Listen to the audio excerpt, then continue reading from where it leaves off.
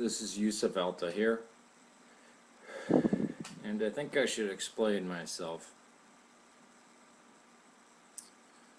I don't want to try to say, well, I've been having a rough day or something like that and blame it, take the blame off myself.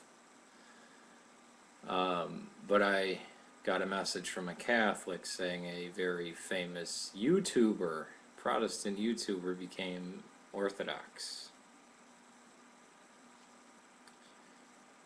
And you have to understand, I'm very wary of the Protestants becoming Orthodox because of the destruction of my parish, and because of Protestants that I've seen come to Orthodoxy and they take these. They don't use their baptismal name. No, now they're Constantinos, whatever, you know, or Theodosius, or you know, Dionysius, or all these, you know, really extravagant Greek names. For the sake, that'll shed some more light on it. There it goes. All these very extravagant names. Why I took my name? Because, as you know, I'm part of my family's Muslim. The other part is Roman Catholic. So I was baptized as an infant, but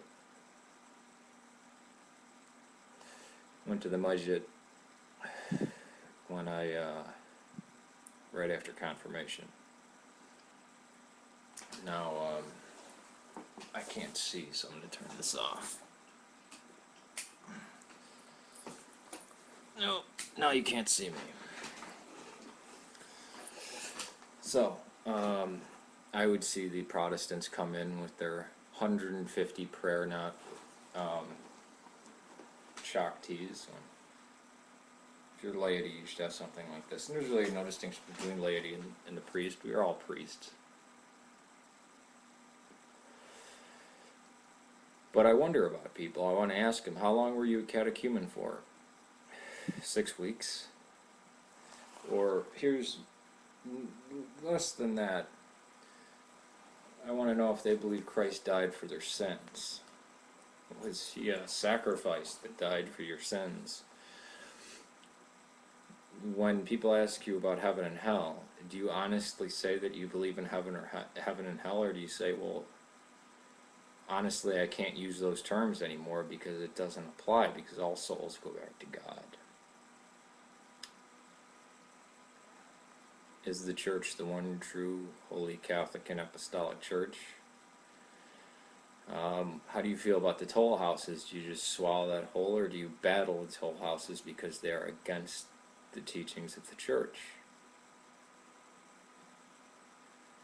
Do you blindly obey your bishop like a Catholic, or do you know that we are the church that kills our bishops? That in the history of the Orthodox Church is very normal for the people to slice open the guts of a bishop, to disgrace him like Arius, or to throw him off of the balcony with a noose around its neck, like, you know, during the time of Mark of Ephesus. Or that the Antiochians are trying to throw out the Greeks from Jerusalem. Or that we are against Israel. Because I've met Protestant converts that were pro-Israeli, that liked the toll houses, that did extravagant matanyas, you know, touching the ground, and had a 150 colorful prayer knot thing, and then they're off to Hinduism or they're off to Buddhism. Or that's just a journey in their stage of worship. There have been pastors that have converted to Orthodoxy and didn't like that there's no cult of personality, that they're just any old Orthodox priest, which is what it is. You're just any old Orthodox priest now. Being an Orthodox priest is very special, but you're not above any other Orthodox priest.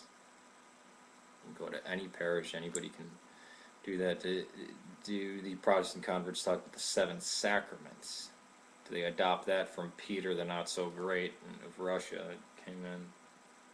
Because there are no sacraments in Orthodoxy. There's only mysteries. There's either one sacrament, no sacrament, or many sacraments.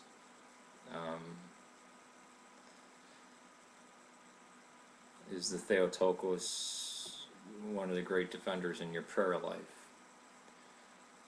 I worry about the Protestant converts because I worry how much Protestantism they bring in, and that their worldview might not be entirely Orthodox, and they might start, I mean, some of them seem to be very, jump onto the Seraphim Rose thing.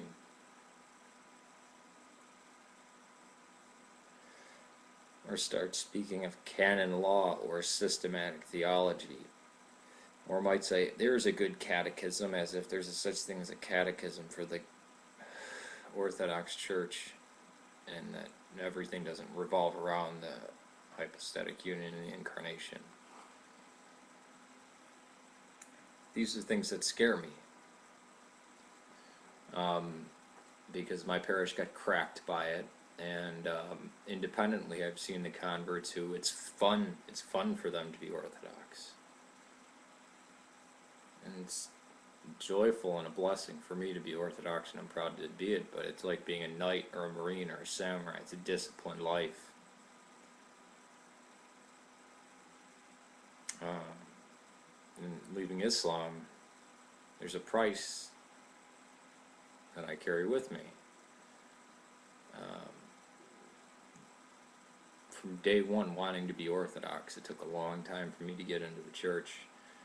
But yet there are many priests who say, oh, there's a nice looking,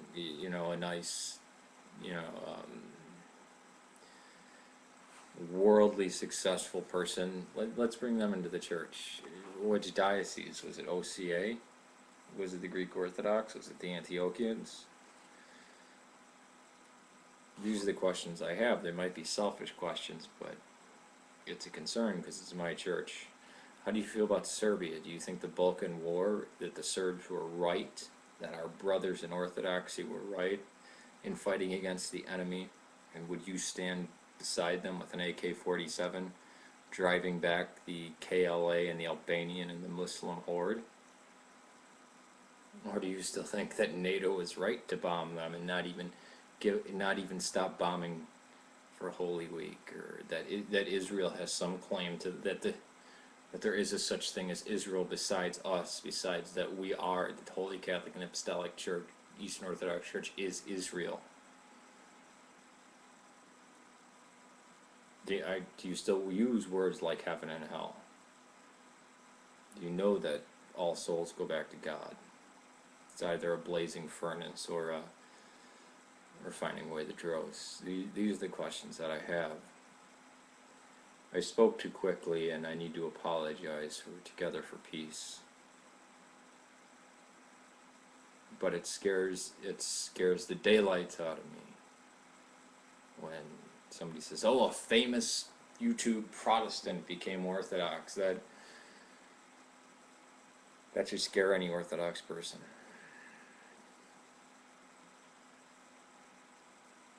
Because there is no creativity in Orthodoxy. There's no seeking of fame. Well, this can pull a lot of people in. Yeah, and many parishes have been sacrificed because of selfish metropolitans that thought they could get more Protestants in if they would just, do this, or if they just do that, if they just sell, if they just put in pews.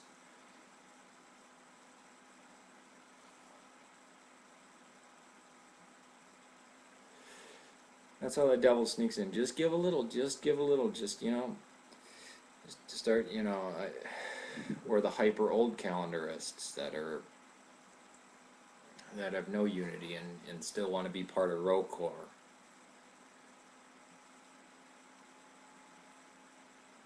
It's these type of things that are going to destroy the Orthodox Church, not martyrs, not us being killed, not our women being raped in Egypt and Syria. And if I had the means and the money right now, I'd be standing next to the soldiers of Bashir al-Assad and would be firing an AK-47 and defending. I wonder this. So to you, Together for Peace, I apologize for that rash comment that I made. But you have to understand it does scare me. And I would like to call you by your name, by your baptismal name, by your chrismation name. I'd like to know what it is. Is it the same name you were when you were a Protestant? Were you baptized as a Protestant? Were you encouraged to keep that name, which is your name? Or is it Constantinos or Theophilus or something like that?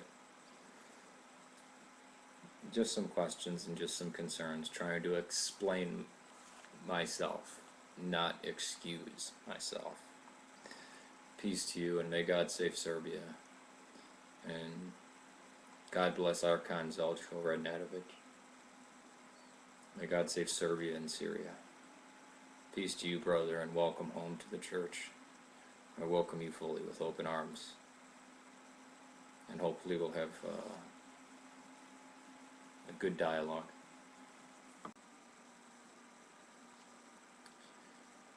And you have to understand, I'm very wary of the Protestants becoming Orthodox because of the destruction of my parish, and because of Protestants that I've seen come to. I've been having a rough day or something like that, and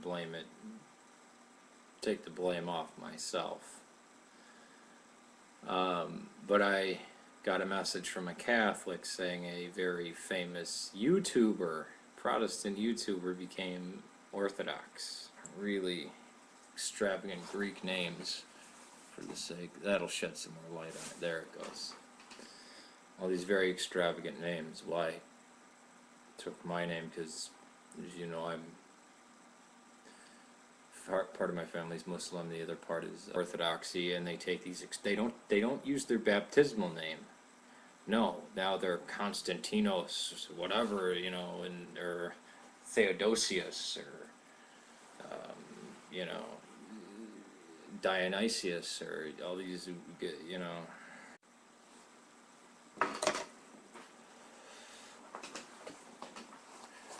This is YusefAlTahirs, and I think I should explain myself. I don't want to try to say, well,